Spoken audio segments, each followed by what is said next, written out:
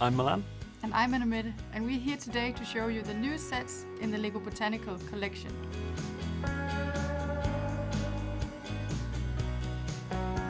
So Milan, what was the inspiration for the bouquet? The original LEGO flower bouquet that we did was very much like a curated arrangement of flowers, and what we really wanted to do with this one was capture kind of some of the wildflowers out in nature. So the inspiration is the kind of flowers you'd see in fields and by the roadside, out in woodland. Yeah, because I was actually thinking about this one. That is something that you see when you drive, right? Yeah, lupins, you see them. For a walk. Yes, yeah. So these are actually native to North America, but you see them all over the place now, and they're a really, really interesting plant.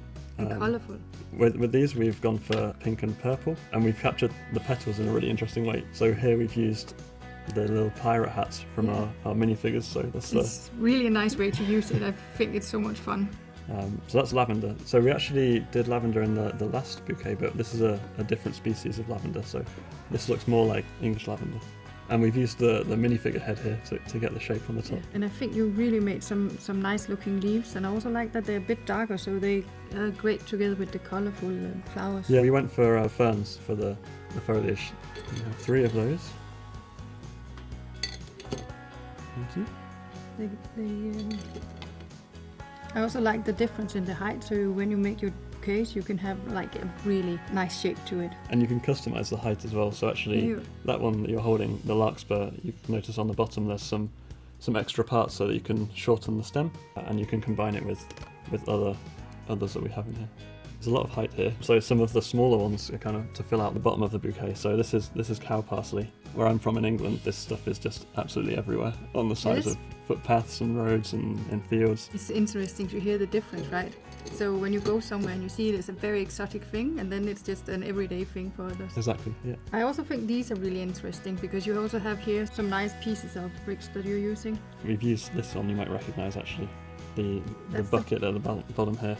That's from Milan. But also this. So on the Gerbera daisy here, we've used the minifigure oars to create the petals, and they're native to South Africa. And the petals we've used here are little minifigure oars. These normally get used for rowing boats, but today they're part of a flower bouquet.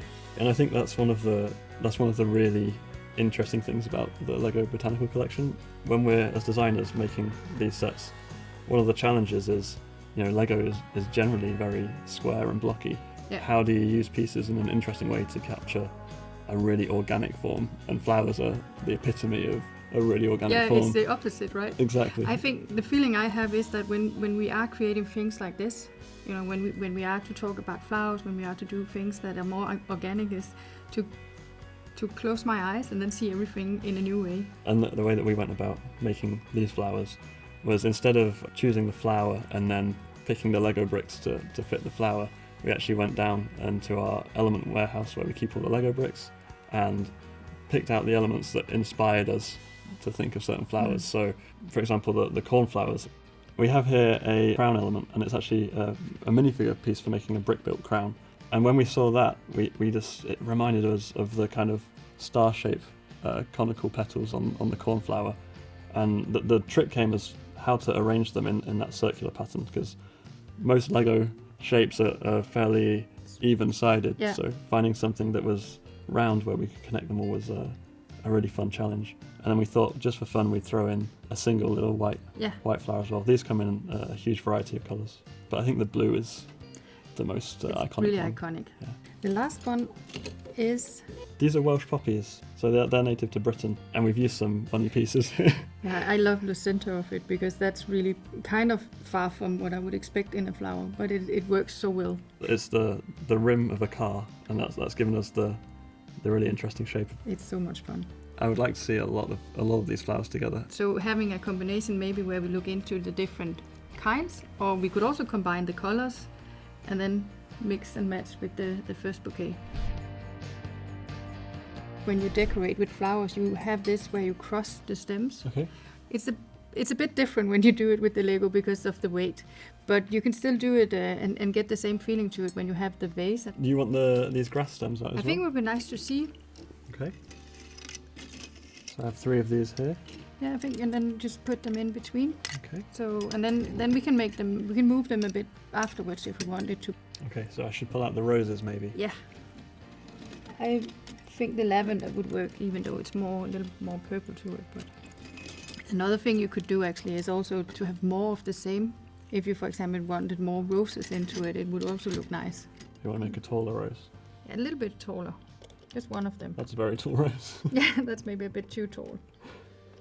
But just give it a bit.